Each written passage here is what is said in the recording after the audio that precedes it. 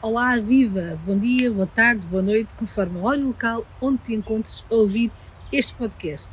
O meu nome é Margarida Mateus e estamos no podcast Vidas Imparáveis, um podcast com conversas que pretendem ser inspiradoras. Fica atento!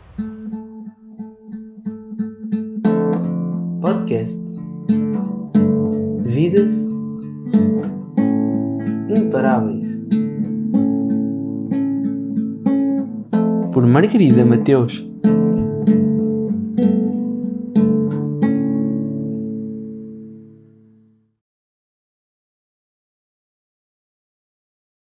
Bem, vou partilhar com vocês algo que é um hobby meu, algo que eu gosto muito e que, por acaso, nesse hobby dá para fazermos muitas transferências, dá para puxarmos daí muitas coisas. E quem é que conhece o Kirk Christensen?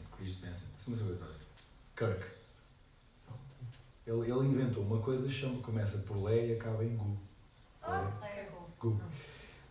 E é o meu hobby. Eu gosto muito de construir Lego desde miúdo e vou explicar porquê. Porque eu poupava os meus trocos para comprar os meus brinquedos e eu cuidava muito deles. E quando entrei na faculdade, os meus pais ficaram lá na Lausanne, eu sou da Lausanne, eles ficaram na Lausanne e eu meti tudo, eu tenho um toque. Então eu peguei nos meus Legos todos, meti dentro de um saco de lixo, aqueles de 50 litros, e guardei no guarda-fatos. Porque eu sabia, no meu quarto ninguém entra. O que é que aconteceu? Os meus pais compraram outra casa, mudaram de casa, deixaram aquela casinha, eu deixei lá tudo. Só que quando eu mudei, quando entrei na faculdade, eles venderam a casa nova, que era muito grande para eles, tipo, todos os filhos saíram de casa, e voltaram para a casa mais pequenina. E a minha mãe violou a minha privacidade. Nomeadamente, ela foi ao meu quarto e viu um saco de... Legos. Estava dentro de um saco de lixo, 50 litros. Então, todos os meus brinquedos, ela pegou naquilo e mandou para o lixo. Então, hoje em dia eu sou um colecionador de Legos porque um dos meus propósitos foi ir à procura daqueles Legos da minha infância. Por isso é que eu sou colecionador. Só que porquê que porquê que eu gosto de Legos e qual é que é aqui a grande força dos Legos e do Kirk? A Lego era uma empresa de família e o pai dele eram brinquedos de madeira no início do século XIX. Eram brinquedos de madeira. Só que houve um dia que a empresa ardeu. Toda a empresa, todo o potencial desvaneceu-se literalmente em chamas, em cinzas. Então o que é que ele começou a pensar? E que tal se nós criarmos aqui plástico? Se nós criarmos brinquedos modulares? E foi assim, foi numa adversidade que ele criou a empresa, hoje em dia é a empresa de brinquedos com mais rentabilidade e com mais sucesso do mundo. E ele criou isso, começou como brinquedos de plástico, porquê? Porque o plástico durava mais do que a madeira, era mais moldável, mais fácil de produção, então ele conseguia crescer e conseguia criar e proliferar mais rapidamente. E depois de ter criado isso, criou o modular, a questão de modular. Agora, qual é que é a parte importante do Lego? Tem 500 mil funções. Dentro da criatividade, dentro da empresa, dentro do team building e imensas coisas. Existe um curso que é o Play for You, ou Play for Business, que o objetivo é como é que nós vamos poder utilizar e brincar com Legos para fomentar a alegria, a felicidade e o bem-estar nas empresas. Então, porque eu estou a contar estas histórias todas? Comecei com uma história minha, comecei com a história da Lego e comecei com empresas, porque hoje em dia o meu trabalho é exatamente esse. É felicidade, bem-estar nas empresas e está tudo interligado. É simplesmente, vou falar aqui de mais um mentor, Steve Jobs, é simplesmente connect the dots. E aquilo que eu quero partilhar é uma coisa que majestosa para mim, que me transformou, que recentemente transformou também a Margarida. Pronto, que é os caminhos de Santiago.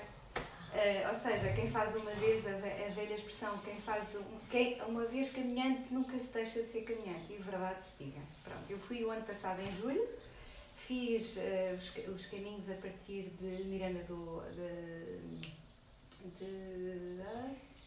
está-me a faltar, de Portugal, não é de Miranda do Corvo, é Miranda do Douro. Pronto. E este é até Santiago, 6 dias, foi duro, foi naquela semana mais quente, com os incêndios grandes aqui na zona de Leiria, e eu preocupada também com a minha família, mas efetivamente foi transformador. A gente larga tudo, é assim uma coisa completamente transformadora, e eu aconselho a todos que às vezes querem se transformar, estão à espera. Todas as respostas estão cá dentro, como todos nós sabemos, só que às vezes é difícil encontrarmos as respostas e termos o tempo, a leveza e a serenidade para as ouvirmos. E os caminhos de Santiago, de facto, é uma superação porque nós temos que aguentar tudo, e fisicamente, a parte animicamente, e vou conseguir, mas eu acho que quando nós começamos, nós temos a certeza que vamos conseguir acabar. Mas, efetivamente, damos tempo ao nosso corpo e ao nosso espírito, efetivamente, e uma leveza enorme para nos ouvirmos. E é transformador. Ou seja, cheguei a Santiago, outra pessoa, acho que descobri ali uma data de coisas que efetivamente queria ver transformada na minha vida. E eu estou num processo de soltar algumas amarras e de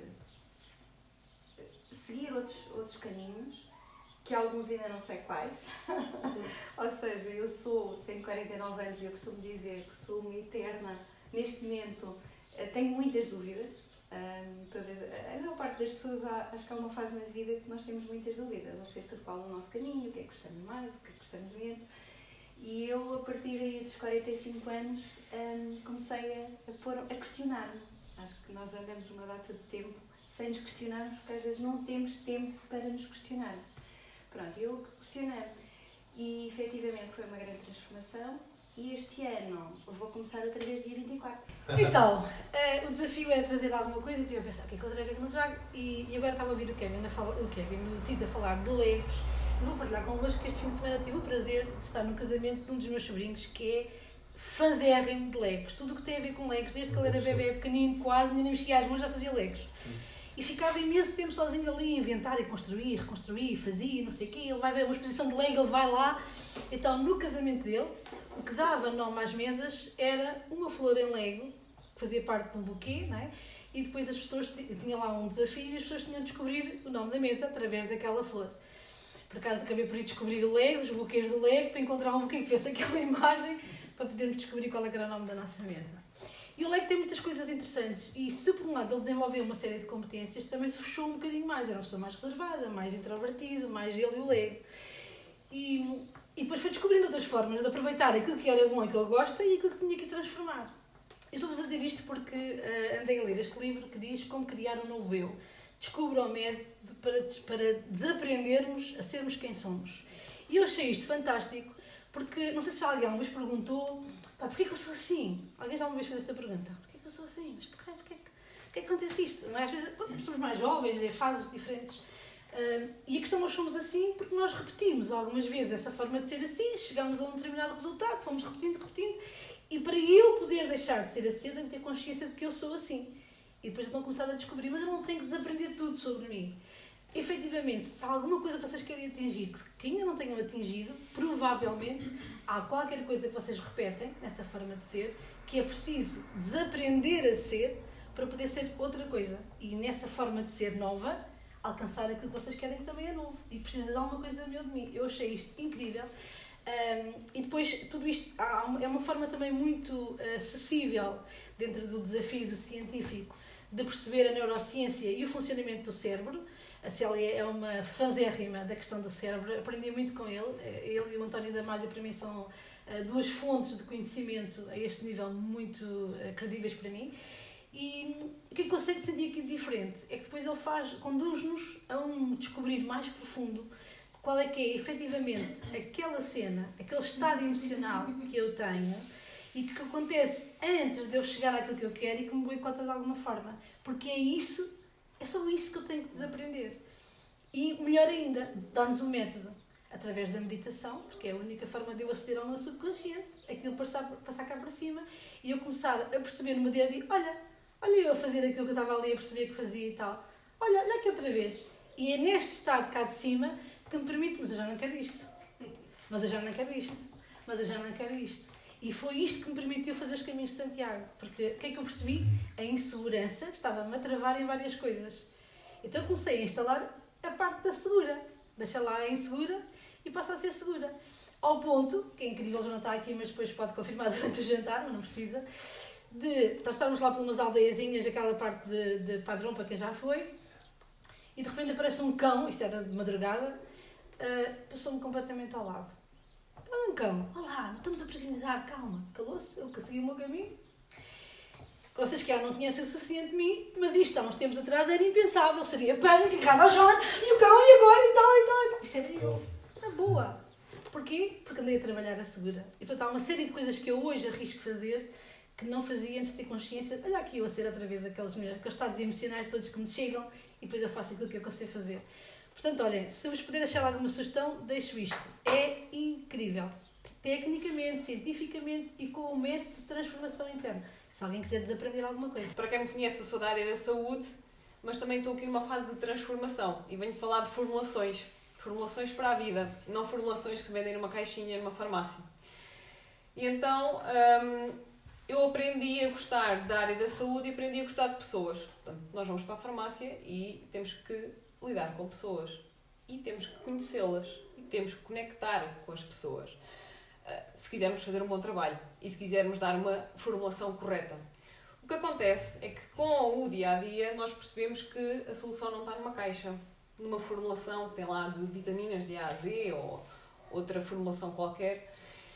E à medida que os anos foram passando, eu pensei, bom, isto é preciso mais, a formulação está incompleta. Então o meu projeto, mentalmente, o que eu quero desenvolver é formulações. Formulações que não laboratoriais, mas formulações para cada um de nós. Nós todos estamos aqui, somos todos diferentes. Numa fase de redescoberta, numa fase da nossa vida, estamos a querer passar por desafios pessoais ou profissionais, ou estamos com crises, temos com sintomas, temos alterações. Então, o meu projeto é formulações para aquela pessoa. E isso passa por conhecer pessoas, que é aquilo que eu aprendi, a conhecer pessoas e a conectar com pessoas todos os dias, porque gosto, e perceber que para aquela pessoa ela tem que fazer aquele caminho, ou pelo menos orientá-la para aquele caminho. E para outra pessoa é outra formulação diferente. Portanto, não há soluções universais, não há soluções milagrosas e não se vendem caixinhas, formulações com todas as nossas soluções. Portanto, isto acaba por encontrar formulação para aquela pessoa. Nós somos todos individuais, nós somos todos únicos, nós estamos a descobrir-nos todos uns aos outros e a nós diariamente. E é isto que eu quero, é formulações com base em ciência, mas com base na formulação base. E aqui mais uma coisa.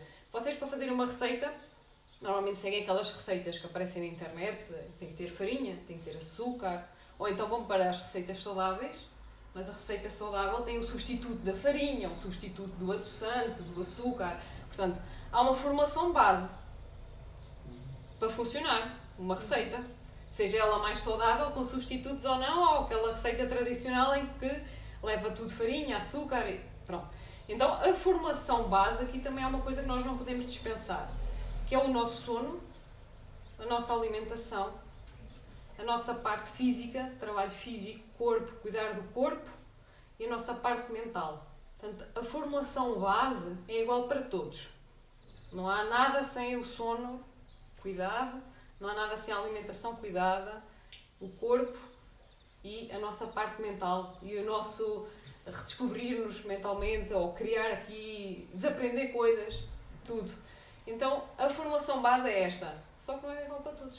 E daí tem que se criar formulações. Porque eu não estava a cuidar de mim, enquanto pessoa. Eu estava a ser puxada por aquilo que os outros me diziam e a ser pressionada por isso, em vez de atuar enquanto aquilo que era bom para mim.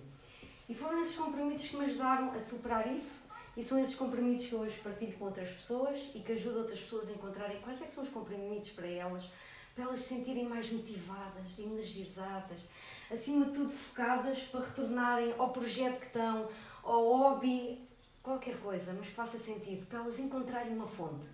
E então, de motivação e, acima de tudo, para voltarem a ser felizes e a reencontrar a felicidade. E também isto tem a ver um bocado com o facto de eu, no meio deste processo, ter reencontrado a felicidade quando me reinventei profissionalmente. Isso foi fácil? Não foi fácil, mas foi possível, foi. Foi muito desafiante, passei por muitos desafios, até que chegou um dia que eu disse assim, não, eu agora já tenho as bases e eu agora vou seguir em frente. Eu só vos posso dizer uma coisa, eu sou tão feliz com aquilo que faço, tão feliz. O retorno que eu estou a ter do meu trabalho, aquilo que eu gosto de estudar, aquilo que eu gosto de aprender, o contacto com as pessoas, aquele contacto humano, eu adoro pessoas, eu adoro lidar com pessoas, eu adoro me conectar com pessoas, tocar-lhes no coração, elas tocarem-me a mim, é uma coisa que a mim me deixa mesmo muito, muito feliz. E no meio disto tudo, da mesma forma que eu acredito sempre que nós nos podemos reinventar profissionalmente, independentemente da idade que tenhamos,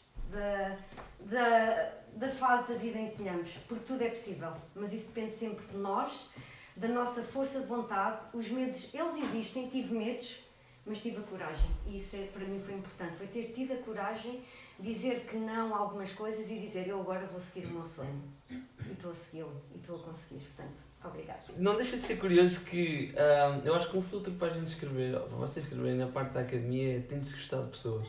Como formador, é a linha condutora até agora. Eu gosto muito de pessoas. Eu gostava de pessoas quando estava na música, porque eram as pessoas que me permitiam ter a sensação de estar a tocar. Eu gostava das pessoas quando comecei a dar formação na academia, porque eram as pessoas, aquela satisfação que acho que vocês conhecem, de sentir que se identificaram com alguém, essa pessoa também se identifica convosco. Continuei a gostar de pessoas quando deixei a academia e comecei a trabalhar mais com alunos, mas eu sempre tive esta linha de não gosto de crianças. Não estou a brincar, gosto muito de crianças, mas sempre tive aquela ideia de eu não trabalhar com crianças é todo um outro bicho e eu não quero, porque por causa da noção de responsabilidade. É com adultos já é crescido, tipo, se a gente dá uma formação para um adulto e ele percebe mal alguma coisa, é problema dele. Mas de uma criança já é um bocadinho mais complicado. Mas a verdade é que há uns tempos atrás, há 10 meses atrás, fui convidado por uma empresa americana para começar a dar uma aula para eles, um clube, digamos assim, para alunos. E na altura, quando eu aceitei aquilo, eles tinham falado de alunos dos 14 anos, e eu, 14 está ali na linha, está tudo bem. Eu dei a primeira aula e aparece-me uma minha de 7 anos. Ok, estamos bem, está tudo bem, deve ser uma. E depois percebi que em 47 alunos que eu tenho naquela aula, 3 têm 14. E vocês perguntam, o resto são mais velhos? Não, então deixei todo um desafio de me ajustar. Então, imaginem o que é. A aula era de resolução de problemas. Diz isto? Em inglês. A aula é de resolução de problemas, ok? Eu tinha pensado, tipo, problemas de negócios, ok? Problemas, tipo, técnicos, não sei se é. Preciso de um miúdo de 7 anos, não é? Que da outra vez estávamos a falar de um problema de uma foca, que em inglês diz seal, ok? E ela estava convencida que, porque tinha visto na televisão que havia os SEAL americanos, que é uma parte do exército, que tinha andado a matar pessoas, e ela estava convencida que eram as focas que andavam a matar as pessoas. Isto para uma criança de 7 anos faz bem sentido. E então eu queria dar-vos um exemplo de um exercício que partilhei com eles que achei giro. Esta história é real, ok? Há algum tempo atrás, numa aldeia subdesenvolvida, descobriram que havia uma determinada espécie de peixe que estava a ficar extinta. E começaram a fazer uma investigação porque isso estava a acontecer, até porque aquela espécie de peixe era importante, e perceberam que naquela aldeia era um dos poucos sítios onde aqueles peixes havia, e havia 2 formas de ganhar dinheiro. Primeira, pescar. A segunda, plantar cocos. Ou seja, aquilo estava a ficar extinto porque as pessoas pescavam o peixe, vendiam o peixe para ter dinheiro para comer. Pronto. Para comprar, não era só coco, eles podiam comprar outras coisas. A questão é que os bens materiais que sabiam, houve uma das miúdas que disse isso, não é o caso. Eles podiam comprar outras coisas, mas os bens materiais que haviam ali eram só aqueles. Ok, e o desafio que eu vos vou lançar tipo, em 10 segundos é, ok, se vocês tivessem que resolver este problema, imaginem que vocês são os chefes do governo local, sabem que existe isto aqui, ok? Não têm assim tanto dinheiro que possam investir, ok? Como é que resolviam isto? Existem 2 formas de fazer, 2 formas de ganhar dinheiro. Plantar peixe não dá. Apanhar peixe e plantar cocos, ok? E a malta que está a plantar peixe, está a pescar o peixe, e esse é o problema. Como é que vocês resolviam isto? Começaram a vender cocos. Ok. E lamentavelmente, subsidiar os pescadores para não pescarem durante um determinado período de tempo. Foi o que o governo fez. Achou que era uma ideia perfeita. A gente vai criar aqui um subsídio. Vamos criar aqui um incentivo para a malta que está a pescar ir plantar cocos. Sim. Porquê? Porque o pessoal está a pescar, que é aqui o problema, não é? Eles vão passar a plantar cocos, deixa de haver este problema. Okay? Pá, e então os biólogos, lá, tudo bem e tal, não sei o quê, passados uns tempos mandaram lá os biólogos ver como é que estavam as plantações de peixe e perceberam que o problema estava pior. Pá, e a malta ficou, como assim? Andamos aqui a pagar. É que bué da malta tinha aderido à cena dos cocos. De repente, 95% da população daquela aldeia estava a plantar cocos.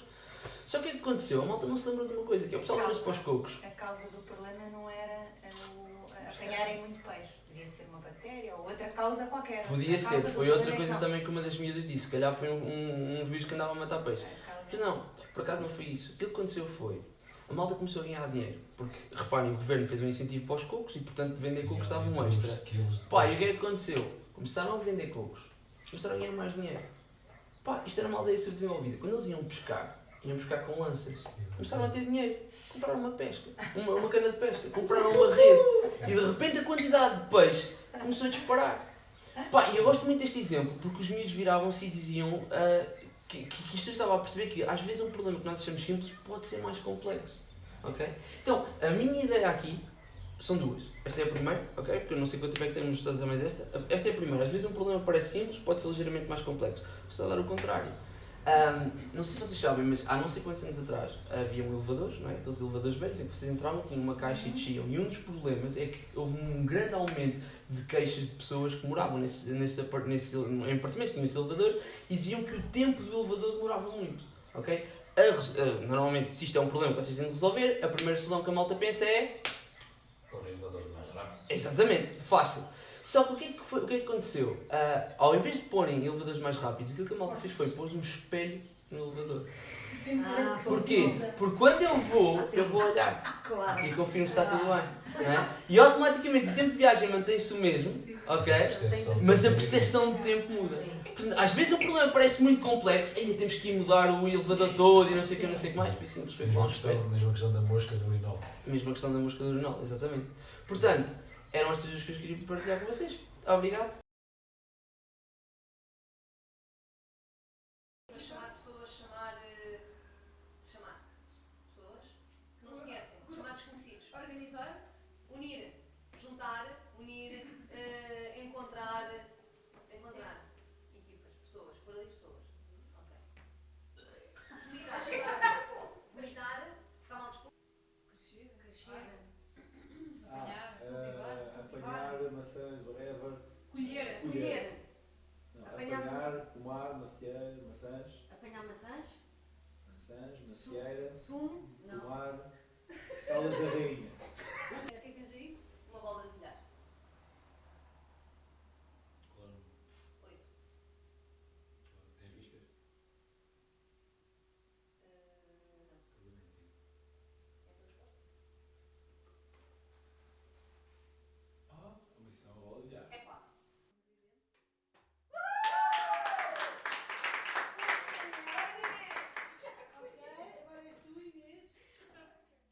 Giz, equipa dos profilers.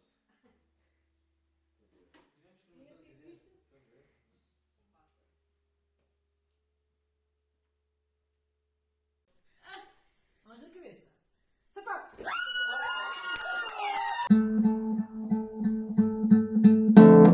Podcast Vidas Imparáveis por Margarida Mateus.